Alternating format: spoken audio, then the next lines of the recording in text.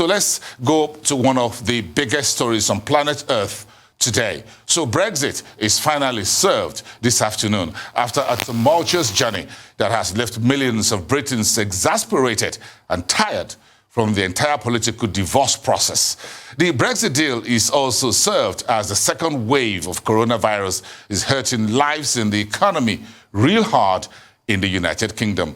Agnes Gitau, the managing partner at GBS Africa, joins me now from London to chat to the latest development. Good evening, Agnes. It's good to see you. Brexit is served. How do you feel tonight that the entire process is finally over?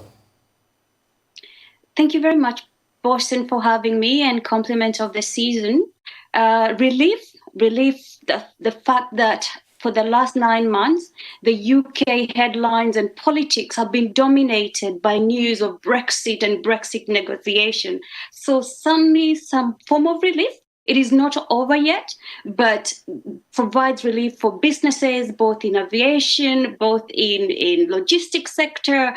But when the nitty-gritty, when parliamentarians are able to go through the 2,000 pages document, to go into details to understand what this actually means, that's when we get into the details of it. But certainly a relief, because towards the end of November, it looked highly likely that Britain was going to leave the European Union without a deal, and that would have been disastrous. So today's deal, $600 billion worth of trade agreement between the UK and the EU, is a relief. It is not good when you look at where we've come from, you know, when we are faced with so much uncertainty in the world, but certainly a good deal. Britain wanted to leave the European Union at a time when the world needs to come together.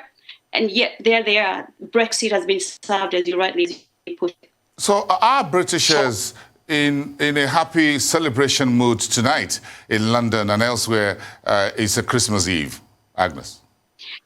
I guess when the political glosses of all the politicians, particularly those who pushed for Brexit, Boris Johnson and other Brexiteers like Nigel Farage, people who were looking for sovereignty of this little island, I guess will be celebrating. But if you look at other news, Boston, there's absolutely nothing to celebrate. I think when you look at the situation the world is faced with, uncertainty around climate change, uncertainty induced by the COVID crisis, there is absolutely nothing to celebrate. Brexiteers, the people who voted, 52% of British public voted to leave the EU. They've waited for 4 years to get this deal done. It's not complete. No matter what the politicians tell you, it is not over yet. But there isn't celebration. I'm looking out of my windows. I cannot see any party and fireworks. Agnes, so again, this is again about the virus and the attendant lockdown. Our families coping with shopping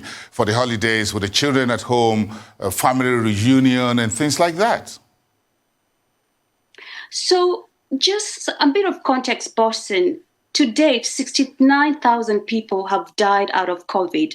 Over 2.5 million Britons have contracted virus in one way or another.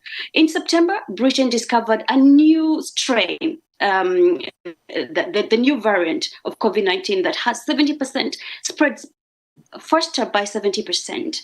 So what this means, it means the UK was put under new lockdown. London, where I am, we are at tier 4, which is almost the highest. It means you cannot go to anybody's house. So you have to celebrate Christmas. Normally, Christmas is where families come together, people exchange gifts. It means you're stuck in your household alone. People cannot visit their loved ones. So it is a lockdown, unfortunately, for most of us in the UK. And so Christmas, though it's not fully cancelled, Christmas, apart from Brexit that Santa brought a little bit early than the 1st of January, there's absolutely no celebration here in the UK. I got it. Thank you so much, Agnes Gitau, and we wish you and everyone the best as you make the most of the situation on hand with the coronavirus pandemic.